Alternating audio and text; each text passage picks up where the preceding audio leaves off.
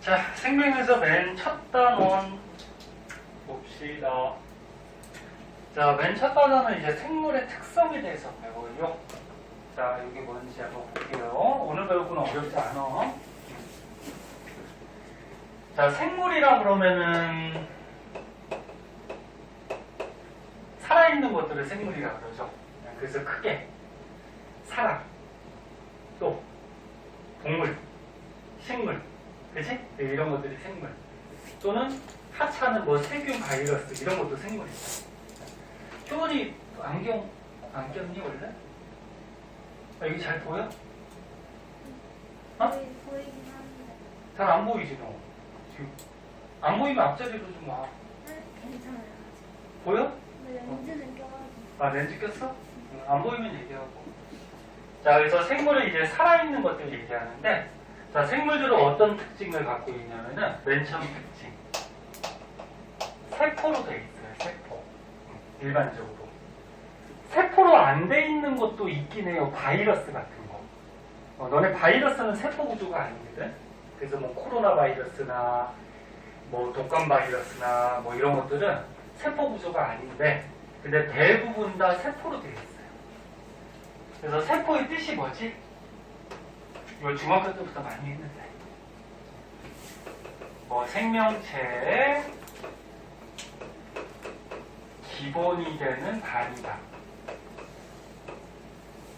그래서 너네 사람 몸도 어떻게 돼 있어? 전부 다 이제 세포들로 돼 있잖아, 그치?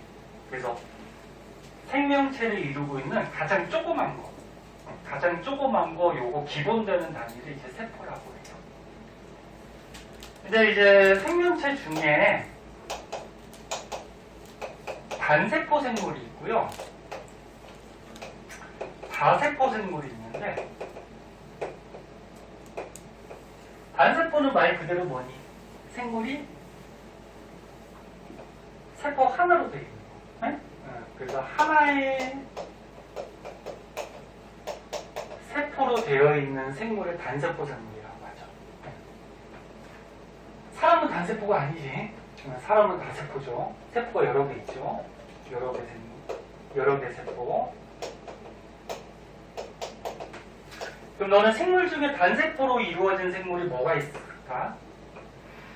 이거 중학교 때도 한번 나오는데 혹시 기억나니? 단세포로 된 생물. 네? 오늘 왜 이렇게 다들 틀려도 되니까 책에 있잖아. 한 번씩 대답해봐 있는 속도로. 오늘 왜 선생님 처음 보는 거 같이 왜 그래?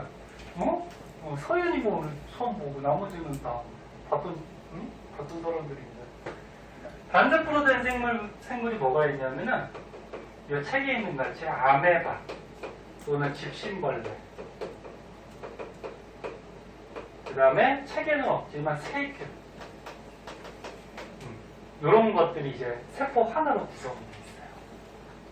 그래서 단세포로 된 생물이 몇 가지가 없기 때문에 이 생물 종류는 좀 외워두도록 하세요. 네? 이거 단세포로 되어 있어.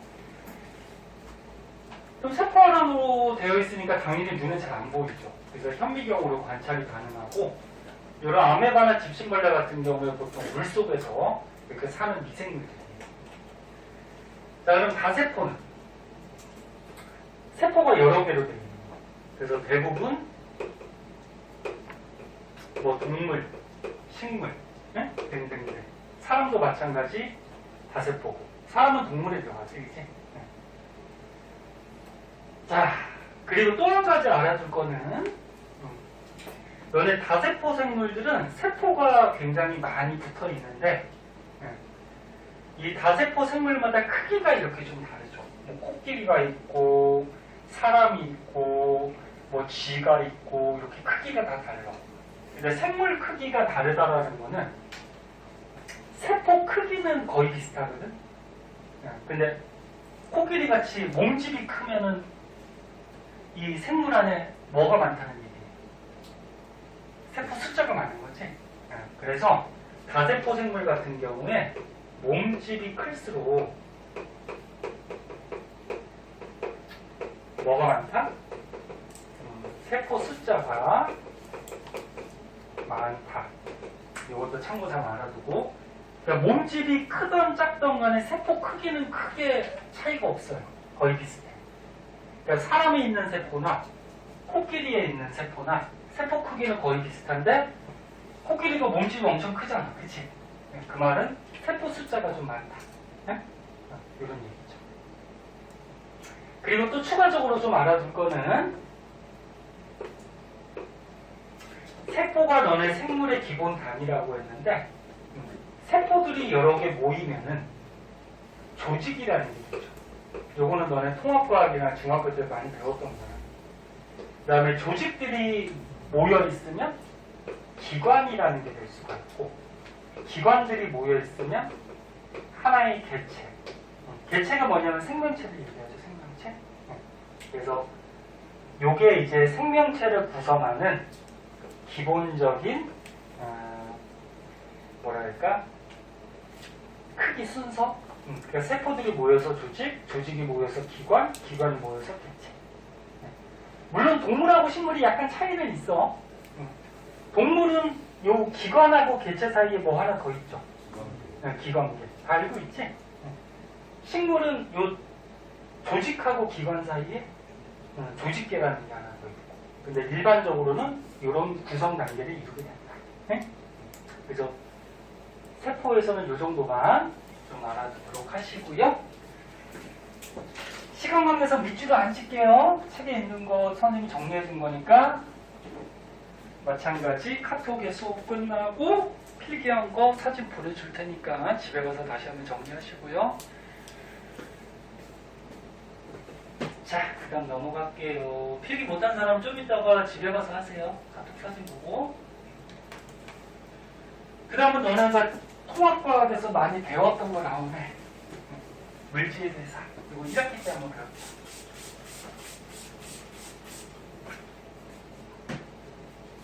승훈이 왜 늦게 왔어? 응? 미리 좀 나와야지. 미리 나와서 좀 일찍 오고 해야지. 오늘 2020년의 마지막 날이라서 사람들이 외식도 많이 하고 응? 그래가지고 차도 좀 막힐 수 있고 그런 날들은 조금 일찍 가야죠.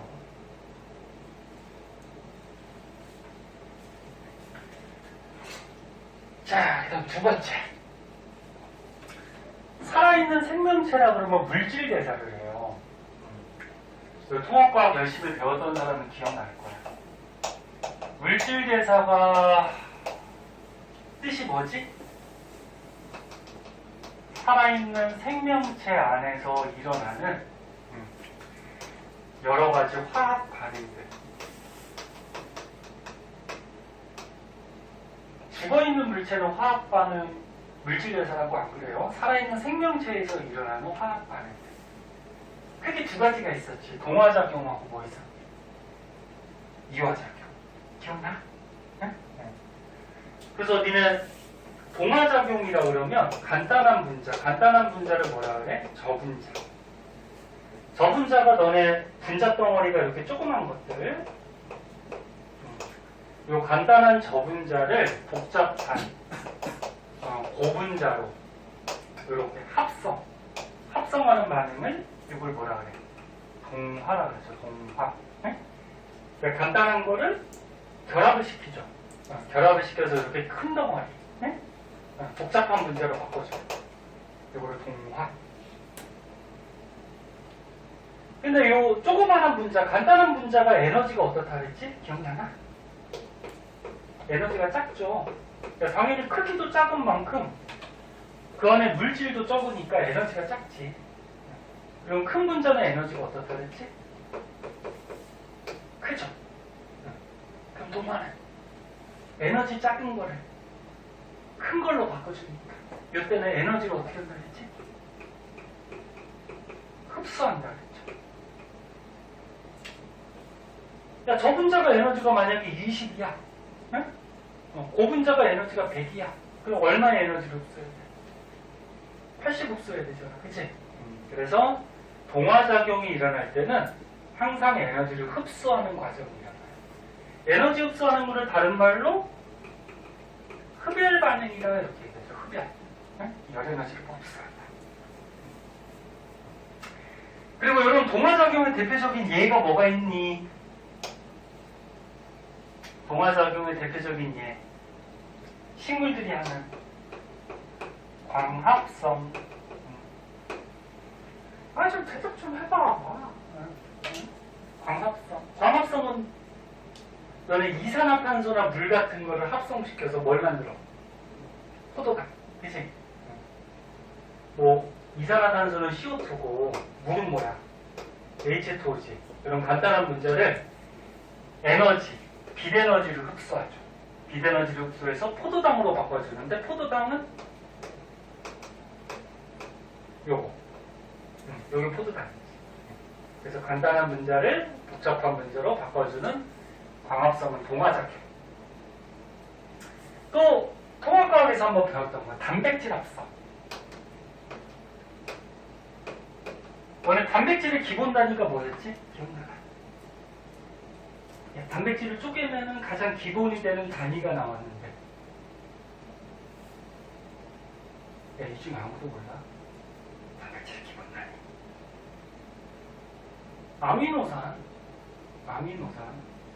아미노산이 이렇게 알갱이가 작아요. 그러니까 아미노산들을 결합을 시켜서 단백질을 합성을 하죠. 이것도 이제 동화작용이죠. 그리고 거꾸로 야, 복잡한 고분자를 간단한 저분자로 분해하는 반응은 뭐라 그러지? 이화. 그죠? 네. 그래서 니네 통합과학에서 배웠던 게 물화생지에서 또 조금씩 나와요. 복잡하게. 자, 이화. 그럼 이화작용을 할 때는 에너지가 큰 거를 작은 걸로 바꾸니까 이 과정에서는 에너지를 어떻게 하니? 방출하죠? 에너지 방출하는 거는 발열방입니다. 발열. 모르는 거 있으면 적어두고. 그래서 이런 동화, 이화, 이런 게 이제 생명체에서 일어나는 화학 반응들, 물질 대사라고 하고, 그 다음에 동화작용하고 이화작용할 때 도와주는 물질이 있다 그랬죠.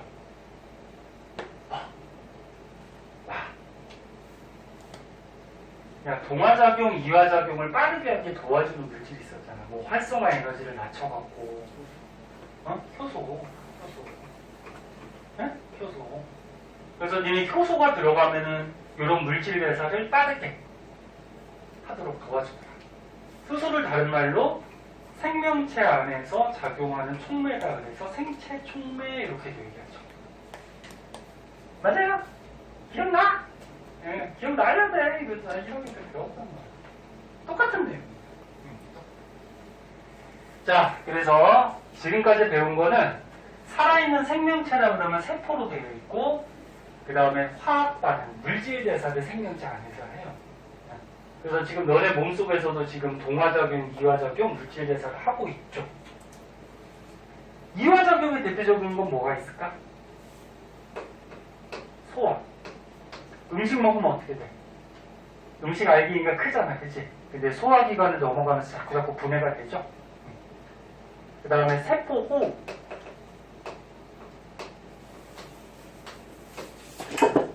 승우야, 세포 호흡이 뭐야?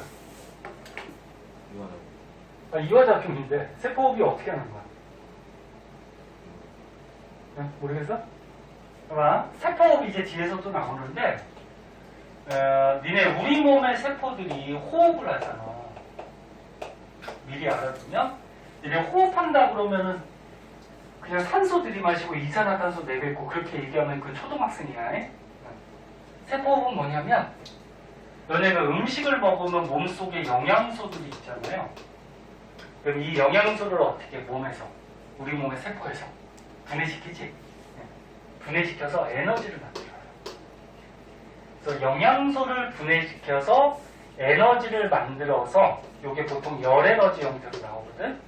그럼 이 세포들마다 어떻게 돼? 이 세포 호흡을 해갖고 열에너지가 방출이 되죠. 그거 우리 피부가 어때? 따뜻하게 지금 열이 방출되고 있잖아. 그치? 이게 세포 호흡이야. 그런데 영양소 분해할 때 필요한 기체가 있죠. 누구? 영양소 분해할 때, 호흡할 때 필요한 게 있지. 산소. 그치? 얘가 있어야지 세포호흡을 해요. 그리고 세포호흡에서 나오는 노폐물이 뭐가 있니? 이산화탄소나 물 같은 거. 그치? 그래서 세포호흡의 원래 뜻은 영양소를 분해해서 세포에서 에너지가 발생될 때 요거를 세포호흡한다고 해요. 그럼 영양소가 분해되는 거니까 요거죠. 분해되는 거. 그치? 이화작용. 이렇게 들어가겠죠. 자, 그래서 물질에서도 기억 한번 떠올려 보도록 하시고요. 그 다음에 이제 오른쪽으로 가보자.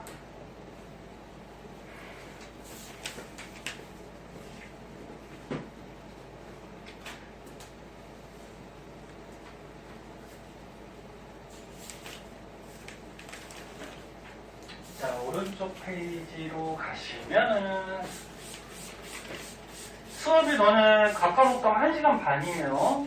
90분 수업인데 90분 하고 쉬는 시간이 있는데요. 만약에 중간에 수업이 좀 기니까 졸리거나 만약에 좀 많이 피곤하면 잠깐 얘기하지 한 5분 정도만 잠깐 쉬었다 하고. 근데 이제 뭐 고등학교 2학년 정도 됐으니까 90분 수업은 할 수 있지 않나?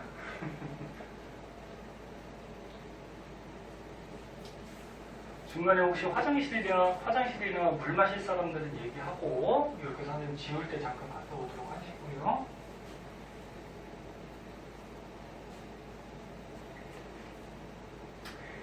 (2023년) 내일부터가 무슨 띠지? 혹시 아니? 올해가 무슨 띠였지? 얘는 띠 잘 모르나? 내년이 무슨 띠더라? 내년이 그러면 저기 무슨 해인지는 모르지 또. 선생님 찾아봐야 되겠네. 너네가 무슨 띠지? 개띠냐 너네? 아 그래서 그렇구나. 이게 개띠야? 그렇구나. 선생님은 말띠인데 개띠, 말띠. 개 중에서도 무슨 개 이런 거 있지 않냐? 뭐 미친 개띠 이런 개띠 없어? 말띠는 뭐 있어요. 뭐 백말띠, 뭐 흑말띠 뭐 이런 게 있는데 개띠는 뭐 없냐? 없어요? 자, 보시죠. 자, 생명체가 또 갖고 있는 특징 중에 자극에 대한 반응이라는 게 있어요. 생명체들은 자극을 주면 반응을 보여.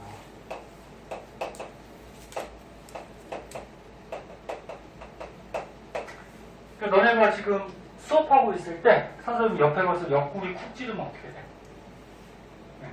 막 히히 웃는다든지 아니면은 선생님한테 친다든지 아무튼 무슨 반응을 보이죠. 그래서 생명체들은 어떤 자극을 주면은 반응을 다 보이게 돼 있어요. 그래서 선생님이 이렇게 질문을 하면은 소리 자극이 들어가잖아. 그럼 니네가 반응을 보여야 되는데 반응을 좀 해줘. 자, 그 중에서 뭐 대표적으로 뭐 여러 가지 자극에 대한 반응들의 예가 나오고 있어요. 이 예들을 한 번씩 봐주세요.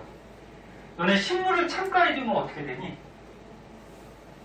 식물이 햇빛 쪽으로 이렇게 휘어져 자라거든. 그런 거 들어본 적 있어? 그게 이제 식물에서 옥시토신이라는 무슨 호르몬이 나오거든. 걔 때문에 그렇게 되는데 나중에 한번 배우고요. 그래서 식물이 빛이라는 자극을 받아서 햇빛 쪽으로 휘어져 자라는 반응을 보이게 돼요. 그 다음에 미모사라는 식물이 있어요. 미모사라는 식물은 이렇게 손을 갖다 대면은 또는 외부에서 어떤 충격이 가해지면은 지 잎을 어떻게 하냐면 이렇게 오므라 트려요. 그러니까 자기 몸을 보호하기 위해서. 그래서 물체가 나오면 잎이 접어진다. 이것도 마찬가지 자극을 줬더니 어떤 반응을 보이는 거지.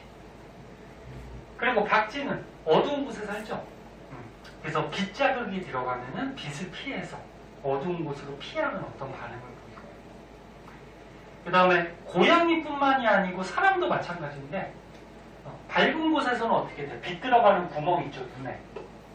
중학교 때 한번 배웠죠. 눈에 보면은 요 가운데 여기 빛 들어가는 구멍이 있어요. 이거 뭐라 그러지? 동공. 동공 옆에 여기에 뭐 홍채라는 거죠. 그래서 밝은 곳에서는 빛이 많으니까 요 동공이 클 필요가 없어요. 빛이 많으니까 빛이 조금만 들어가도 다 보이거든. 그래서 동공이 조그매지고 어두운 곳에 가면 어떻게 돼? 동공이 이렇게 커져요. 빛이 없으니까 눈에 빛이 많이 들어가야겠죠. 그래서 극장같이 어두운 곳에 가면은 너네 동공 크기가 이렇게 커지는 현상들이 생기죠. 요즘도 뭐 재밌는 영화들 많은데 저거 맞니? 요즘 가장 1위가 누구냐? 아바타 아니야? 아바타 본 사람 있니? 아무도 안 봤어? 봐봐요. 재밌어요. 선생님은 저번에 야간에 갖고 밤에 11시인가 가가지고 한번 봤는데 영화가 3시간짜리라서 굉장히 길어요. 근데 재밌어. 원이 너네 태어날 때쯤에 나왔거든. 원 본 사람 있니? 아바타 원? 봤냐? 원이 나온 지가 12년 전인가? 아무튼 뭐 태어날 때는 아닙니다. 아무튼 그렇게 전에 나왔는데 원도 재밌고 원 안 본 사람 한번 보고. 자, 그래서 이 동공 크기가 변하는 것도 뭐야? 빛이라는 자극에 대해서 어떤 반응을 보이는 거죠. 자, 그래서 생명체들은 자극을 주면은 어떤 반응들을 보이더라. 그리고 얘들 한 번씩 봐주시고. 그럼 뒤에 이제 문제 풀다 보면은 알 텐데, 다음 중 생명체의 특성이 다른 것은 요거 1번, 2번, 3번, 4번, 5번은 식물이 햇빛을 받아서 광합성한다. 그럼 5번이 다른 거지. 5번은 뭐야? 생명체 특성 중에 물질대사지, 물질대사. 맞니? 요거 4개는 자극에 대한 반응이고, 이렇게 얘들 가지고 나올 수 있으니까 알아두시고. 그 다음에 밑에 보면은 생명체는 항상성이라는 특성이 있어요. 자, 항상성이 뭔지 한번 보자.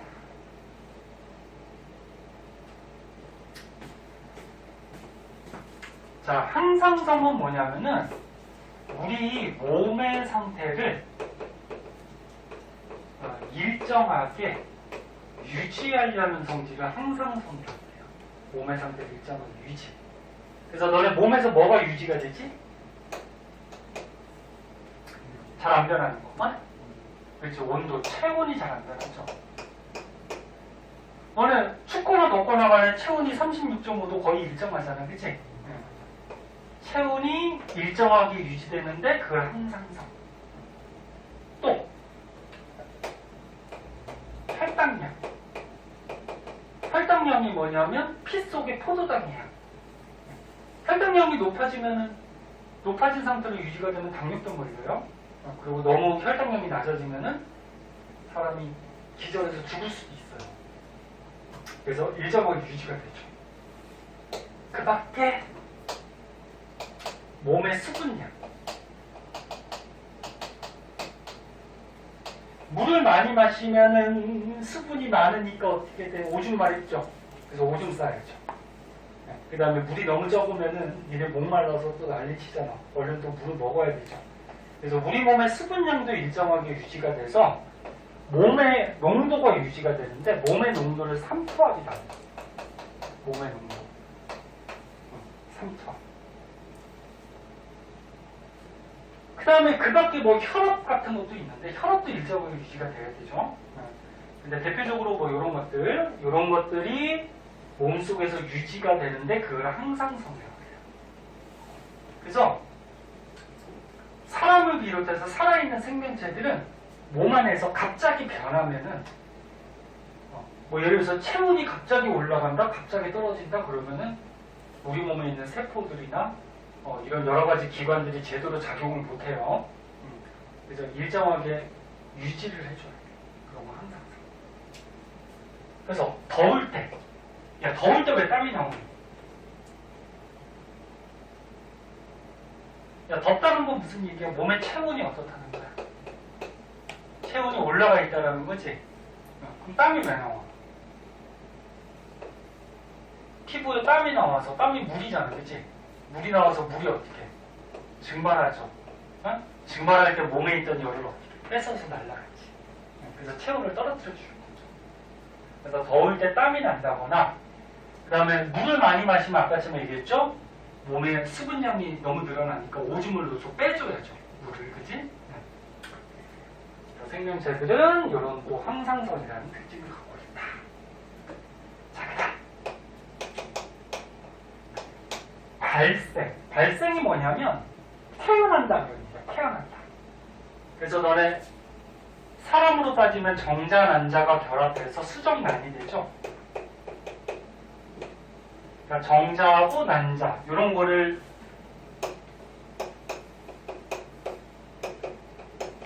이런 것들을 자식 낳는 세포다 그래서 얘네들 뭐라 그래? 생식세포라 그래. 생식세포. 네? 생식이 요 밑에 나오겠지만 자식을 퍼뜨려가는 걸 생식한다 그래. 그래서 생식세포. 자식 낳을 수 있는 세포들. 그럼 생식세포가 결합하면 뭐가 돼? 수정난이 되죠. 그럼 수정난이 자라서 사람으로 따지면 아기가 되죠.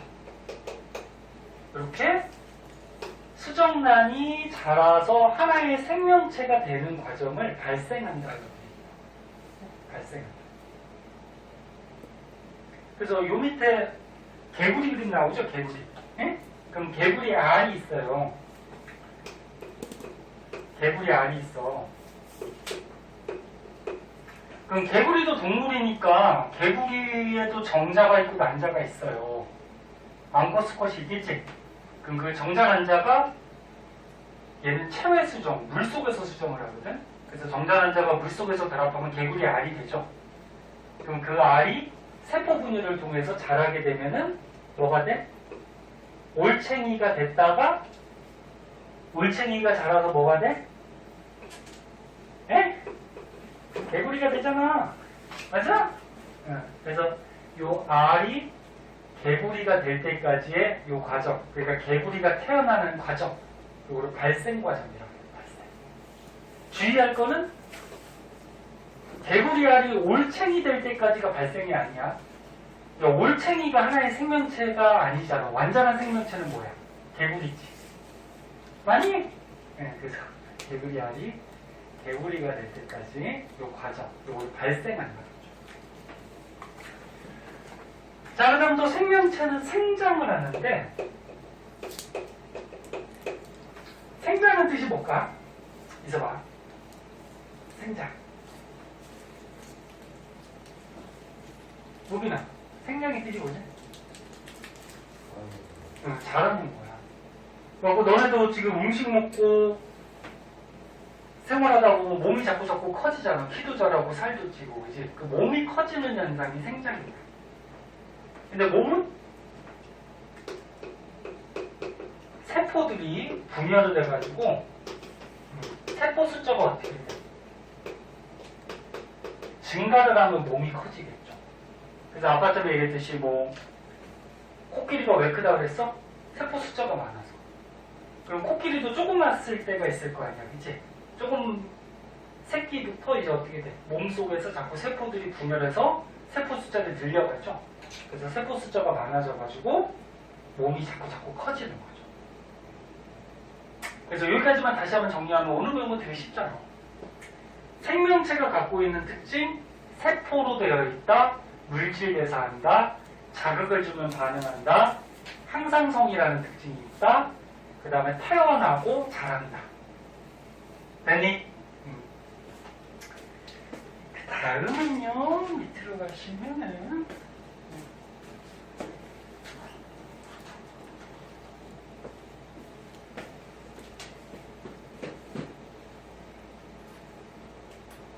자, 이거 생명체 특성까지만 하고 잠깐 한 5분만 쉬었다 할게요. 나는 지울 수 있으니까.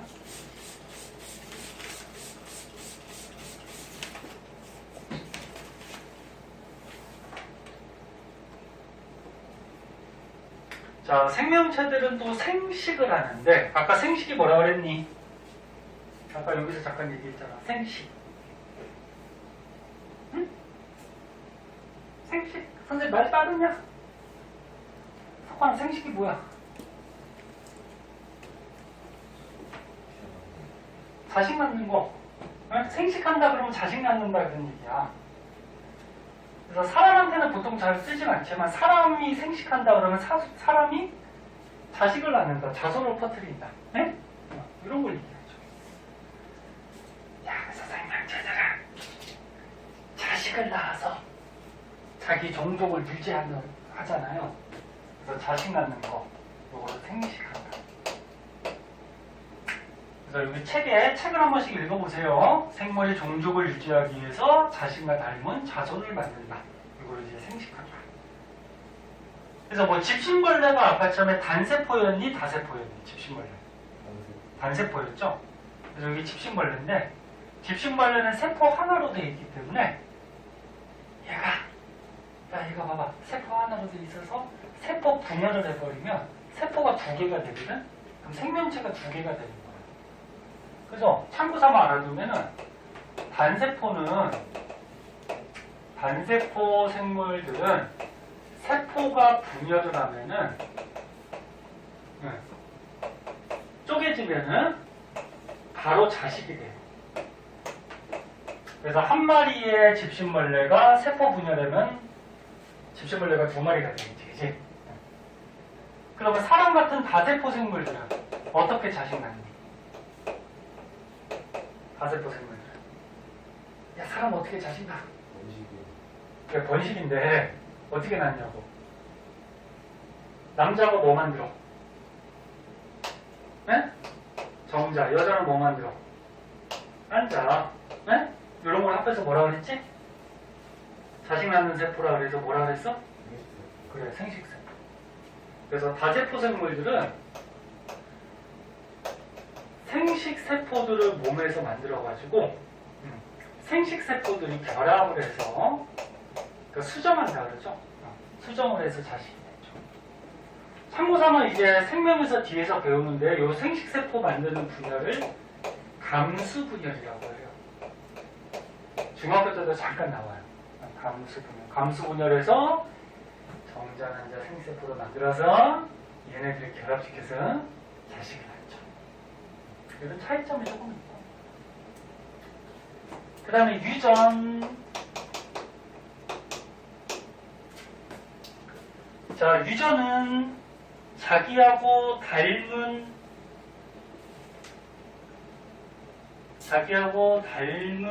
자손을 카톡 좀 끄고 이거 보는 거. 그리고 자기하고 닮은 형질을 자손에게 전달하는 것을 유전한다 그러죠. 그래서 너네가 왜 그렇게 생겼어요? 아빠하고 엄마하고 너네들한테 이런 유전물질. 그래서 책에 써 있는 것 같이 어버이의 형질. 그러니까 부모, 어버이의 형질. 형질이 뭐냐면 쉽게 얘기해서 성질이야, 성질. 그러니까 어버이가 갖고 있는 성질을 자손에게 이렇게 전달하는 이런 현상을 유전한다 그러죠. 그래서 뭐 엄마가 정록생명이래. 근데 아들이 태어나. 근데 아들이 또 정록생명이래. 그럼 이 아들의 생명 유전자는 엄마한테 받은 거죠. 이렇게 형질을 전달하는 유전한다 그러죠. 뒷장으로 한번 가보자. 자, 뒷장으로 가면은 적응과 진화라는 게 나와요. 적응, 그 다음에 진화. 적응하고 진화가 조금 비슷한 말인데, 근데 적응한다라는 거는 환경에 적응한다는 거고, 그 다음에 진화한다라는 거는 환경에 맞춰서 생명체가 바뀌어가는 거야. 그러니까 둘 다 적응과 진화의 공통점은 전부 다 환경에 맞춰가는 거야. 그 환경에 생명체가 맞추지 못하면 그 생명체가 어떻게 될까? 죽겠죠. 그래서 뭐 사람을 예를 들면 저거부터 할까? 그 통합과학에서 너네 많이 배웠던 거 북극여우, 사막여우 굉장히 중요하게 많이 했었죠. 기억나니? 북극여우는 추운 곳에 살아요. 그럼 추운 환경에 사니까 그 생명체가 추운 곳에 적응을 하고 또 진화되어 갔겠죠. 그래서 북극여우는 말단 부위가 크니 작니? 말단 부위. 그러니까 귀나 뭐 이런 끝에 부분이 작죠. 추운 지방에 사는 거. 열 방출을 최소화하기 위해서. 그리고 거꾸로 사막여우는 어때? 말단 부위가 크죠. 귀 같은 게 열 방출을 많이 하기 위해서. 그래서 적응이나 진화나 비슷한 말로 환경에 따라서 이 생물이 맞춰가는 건데 차이점은 뭐냐면 적응은 단시간에 그러니까 단시간 그 한 세대에서 환경에 맞춰가는 걸 적응한다고 그러고 진화는 장시간 여러 세대를 거치면서 이 환경에 따라서 변해가는 거야. 그게 무슨 말이냐면 너네가 예를 들어서 지금 겨울이야. 춥잖아. 응? 근데 너네가 여행을 갔어 지금. 뭐 베트남으로 여행 갔어. 그 베트남은 아직 따뜻하잖아, 그치? 그럼 너네 베트남으로 여행 가면 어떻게 돼? 더우니까. 따뜻하고 더우니까. 옷도 얇은 걸로 준비하고, 그리고 더운 날씨에 맞춰 가겠죠. 그래서 그 당시 생명체가 살아가는 동안에 그 환경에 맞춰가는 것을 적응한다고 그러고, 그러면 진화는 뭐냐면, 어떤 사람 종족이 더운 곳에 살고 있었어. 그러면 걔네들이 또 자식을 낳고 또 자식을 낳고 또 자식을 낳다 보면은 더운 곳에 그 사람이 잘 버틸 수 있도록 뭐 유전자나 몸의 형태가 조금 바뀔 수가 있겠죠. 그래서 여러 세대를 거쳐서 환경에 맞춰가는 걸 진화한다. 그래서 북극여우도 맨 처음에 어떻겠어? 맨 처음에 추운 곳에 사니까 적응을 하다가 북극여우가 자식 낳고 자식 낳고 자식 낳다 보니까 여러 세대를 거치다 보니까 말단 부위가 자꾸 작아진 거지. 그리고 현재는 말단 부위가 작은 거지. 근데 거의 비슷하게 써요. 그래서 뭐 대표적인 예를 한번 봐봐. 가랑잎벌레라고 있어요. 저기 봐봐. 좀만 더 봐. 좀만 더 봐. 가랑잎벌레라고 있는데 얘 지금 생김새를 보니까 거의 잎하고 모양이 비슷하지, 그치? 그럼 왜 생김새가 이렇게 바뀌어갔을까? 그 천적으로부터 안 먹히기 위해서, 그치? 잡아먹히지 않기 위해서 잎 모양으로 모양이 변해간 거고, 이거는 뭐 유명하죠. 선인장. 선인장이 가지가 원래는 뭐였대? 잎이었대죠, 그죠? 근데 너무 더운 곳에 사니까 잎을 통해서 물을 많이 증발시키면 안 되잖아, 그치? 그래서 잎이 자꾸 작아져서 가시로 변한 거죠. 그래서 적응하면서 진화되어 간 거죠. 그 다음에 핀치새. 이거 통합과학에서 한번 나왔었어. 핀치새가 부리 모양이 여러 가지가 있는데 부리 모양이 여러 가지가 생긴 이유는 자기가 좋아하는 먹이 또는 그 환경에 맞는 먹이를 잘 먹을 수 있도록 부리 모양이 바뀐 거지, 그치? 뭐 이런 것들을 적응 진화라고 그러죠. 자, 그래서 여기 첫 부분 배운 거는 되게 쉬워요. 첫 부분 지금까지 배운 거는 뭐에 대해서 배웠어? 생물이 갖고 있는 특성. 다시 한번 외워보자. 봐봐. 생물이 갖고 있는 특성 뭐 있어? 세포로 되어 있다. 물질에서 한다. 자극을 주면 반응한다. 맞아? 자극을 주면 반응하고 항상성이라는 성질을 갖고 있다. 그 다음에 태어난다. 발생. 자란다. 생장. 그 다음에 자신의 물질을 자식한테 전달해주는 유전도 하고, 그 다음에 자신하는 생식도 하고, 그 다음에 환경에 적응도 하고 진화도 하고, 이런 것들이 이제 생명체가 갖고 있는 특성이고, 시험 문제 잘 나오는 거는 1번, 2번, 3번, 4번, 5번 해놓고 더운 날에 땀을 흘린다. 그럼 5번이 다른 특성이죠. 더운 날에 땀이 나온다. 이건 뭐였어? 아까 체온 유지하는 항상성이라는 특성이었죠. 그리고 요거는 뭐야? 1번, 2번, 3번, 4번 요거는 뭐야? 적응과 진화에 해당하죠. 그래서 여기 구별할 줄 알아야 돼요. 네? 자, 우리 중간에 쉬는 시간 있으니까 많이는 안 쉬고 물 마실 사람 좀 먹고 오고 화장실 갈 사람 갔다 오고 딱 5분만 쉬었다 할게요. 잠깐 머리만 좀 식히고 하자.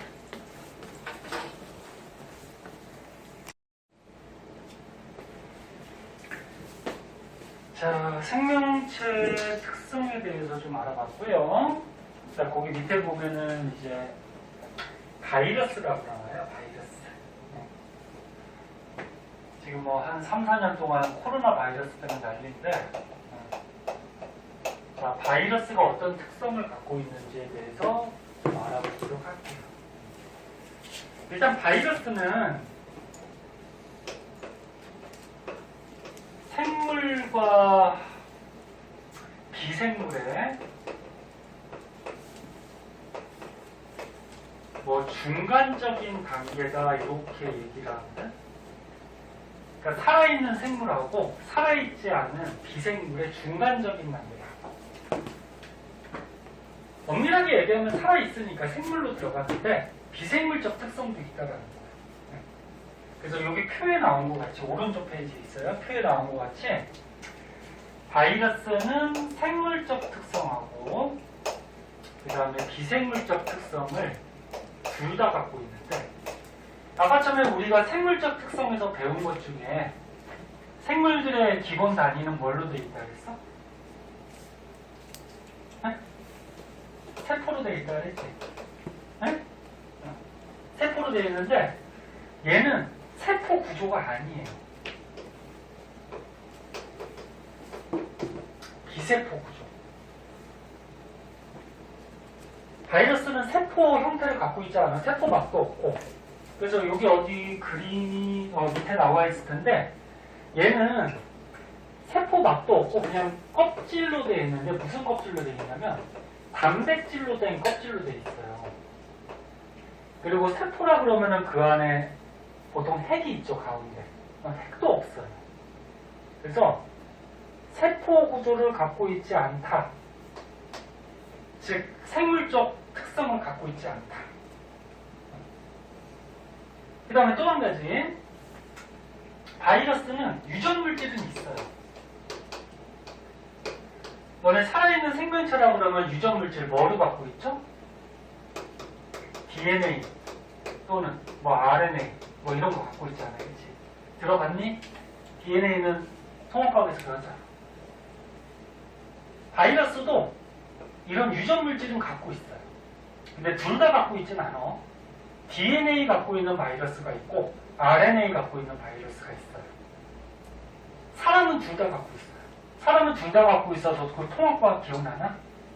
사람의 세포 안에 핵이 있었는데 요 핵 안에 두 가닥으로 된 DNA가 있고 요 안에 있던 유전 물질을 다른 곳에 전달할 때는 한 가닥으로 된 RNA가 이 유전 물질을 복사하는 거를 전사한다 그랬죠. 전사해서 뭐 이동시키고 이런 거 기억나니? 네. 그래서 사람 몸속에는 두 가지가 다 있는데 바이러스는 DNA만 갖고 있던지 RNA만 갖고 있던지. 그래서 요거를 DNA형 바이러스, 요거를 RNA형 바이러스 이렇게 얘기하거든. 둘 중에 하나만 가져요. 근데 유전 물질은 있어. 유전 물질이 있으니까 생물의 특성이 들어가요. 그 다음에 물질 대사를 해요. 동아리와 화학 반응들을 해. 네. 그럼 요거는 아까 생물의 특성이 들어갔죠. 근데 숙주 안에서만 해요. 숙주가 뭐니? 숙주가 뭐야? 얘가 살아가기 위해서 뭐 영양분이나 뭐 이런 거 뽑아 먹을 수 있는 그런 생물체를 얘기하죠. 옛날 영화 중에 뭐 이런 영화가 뭐가 있을까? 에어리언 니는 모르지? 너무 아니? 에어리언 모르지? 너무 오래된 영화. 그래서 얘가 살아가기 위한 생물이 필요해. 그래서 코로나 바이러스의 숙주는 누구야? 사람이죠. 그래서 얘가 살아가기 위한 생물, 이걸 숙주라고 하거든. 근데 얘가 물질 대사를 하는데 어디서만 해? 숙주 안에서는. 숙주 밖에서는 물질돼서 못해요.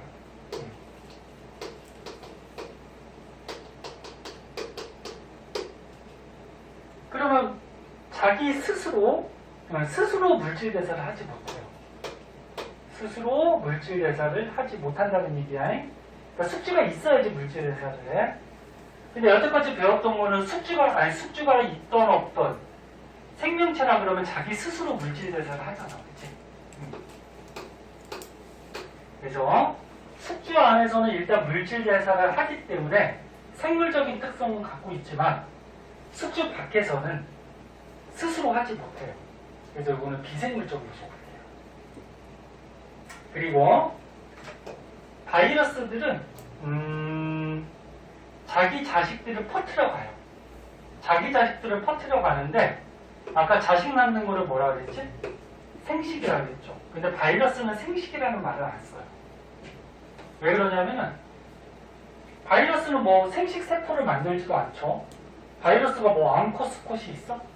없죠. 그냥 바이러스 자체 내에서 유전 물질을 숙주한테 심어가지고 거기서 똑같은 바이러스를 막 만들어내거든. 그래서 생식한다라고 얘기하지 않고 증식한다라고 얘기해요. 퍼뜨려간다. 아무튼 자식을 낳는 작용을 해요. 그럼 이제 생물적인 특성을 갖고 있어요. 그리고 바이러스도 진화한다라고 얘기해야 될까? 그 환경에 맞춰서 변이가 일어나. 그래서 코로나 바이러스도 어떻게 돼? 맨 처음에 발생한 바이러스보다 지금 현재는 바이러스가 종류도 많아지고 유전물질도 바뀌었지. 왜? 맨 처음에 생겨난 바이러스를 사람들이 죽이려고 이제 주사도 맞고 약도 먹고 자꾸 치료하다 보니까 몸속에서 자라던 바이러스가 어떻게 돼? 그 환경에 적응을 하면서 변해간 거죠. 그래서 변이 같은 것도 일어나요. 그 중에서 여기 돌연변이라고 나와 있는데 돌연변이는 돌연이 무슨 말이야? 갑자기, 그지? 갑자기 변하는 돌연변이도 나타나고 변이들이 나타난다. 그건 생물이 갖고 있는 환경에 대해서 적응을 하면서 진화해버리는 거죠. 이것도 생물적인 요소가 되죠. 그리고 여기 핵산이라는 말이 나오는데 요거 유전물질을 다른 말로 핵산이라고 해요. 유전물질, 요거 핵산. 자, 그래서 바이러스는 유전물질이 있고 숙주 안에서는 이거 쓰면 안 되겠다. 미안해. 숙주 안에서는 물질 대사를 할 수 있는데 숙주 밖에서 스스로는 못해요. 그리고 증식, 자식들을 퍼뜨리고 변해가요. 이건 생물적인 요인. 그 비생물적인 요인은 세포구조가 아니야. 세포구조가 아니고 스스로 물질 대사 못하고 이런 것들이 비생물적 요인.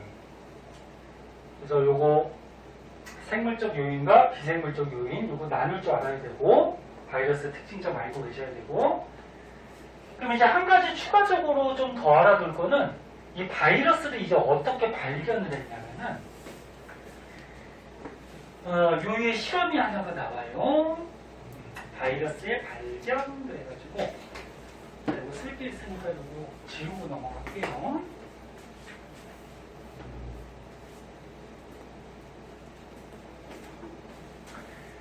자, 옛날에 과학자들이 실험을 통해서 바이러스를 발견을 했는데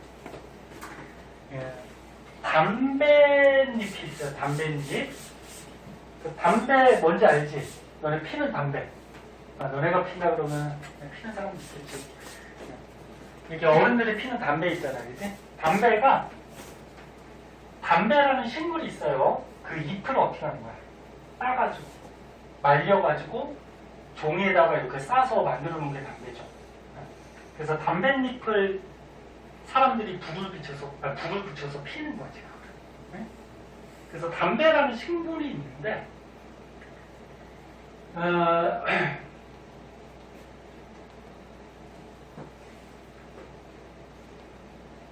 그 담배 식물 잎에서 잎이 아무튼 이렇게 생겼다고 하자니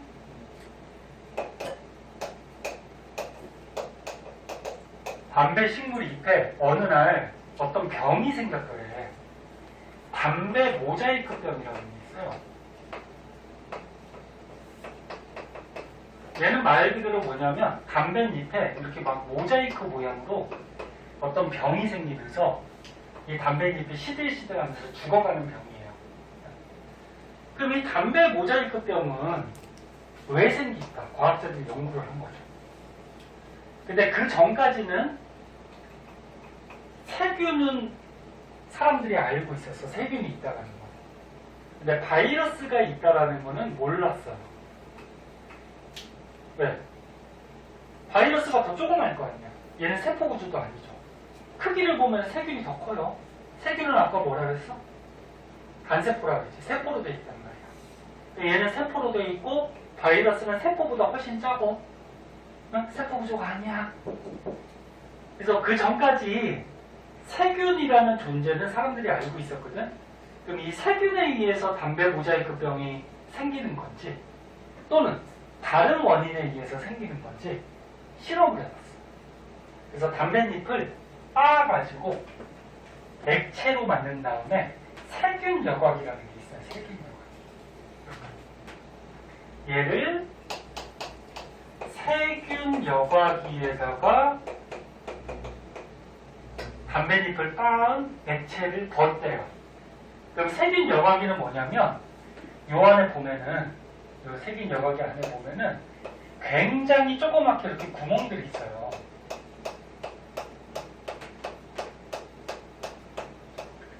여과가 뭐야? 여과?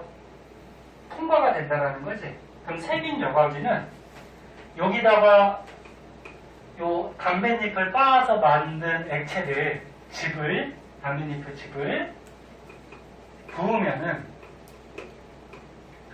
요 구멍을 통해서 구멍이 너무 미세하게 뚫려져 있어요. 되게 작아요. 그래서 여기에 세포로 된 세균들은 걸려요. 세균은 밑으로 떨어지질 않아. 그러니까 말 그대로 세균을 여과시킨다, 걸러준다 그런 얘기예요. 걸러준다. 네. 그래서 담배 모자이크병에 걸린 이 담뱃잎을 빻아가지고 즙을 만들어서 여기 세균 여과기에다 넣었더니 세균은 빠져나가지 못해. 그럼 만약에 담배 모자이크병이 세균 때문에 발생한 거라고 하면은, 잘 보세요. 세균 때문에 발생한 거라고 하면은 요 즙에 세균이 있을 거 아니야. 맞아? 그럼 여기다 부으면은 세균은 어떻게 돼? 걸리겠지. 그럼 요 밑에 여과에게는 세균이 있어 없어? 여기는 없겠지. 맞니? 근데 요 여과액을, 세균 여과액을 정상적인 건강한 담뱃잎에다가 묻혔더니 담배 모자이크병이 또 생겨요.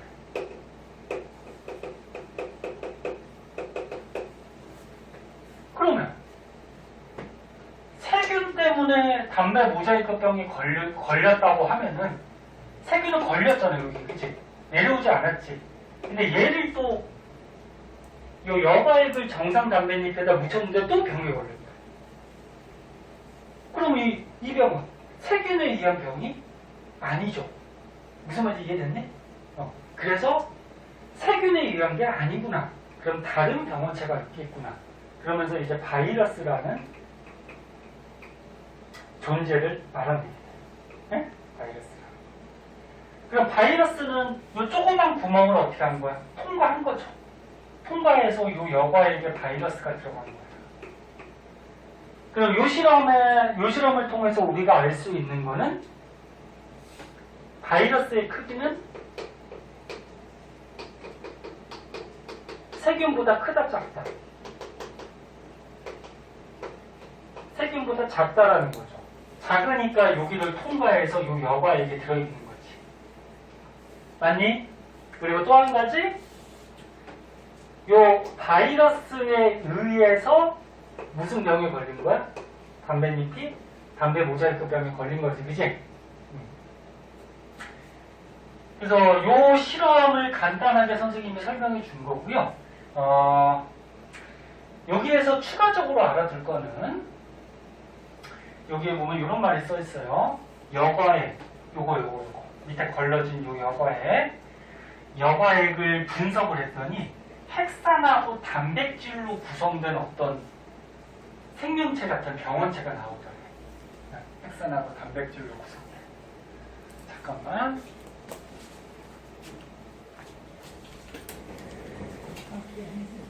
잠깐만 좀 보겠는데 손이 아직 안 끝나가지고. 네. 꾸준히.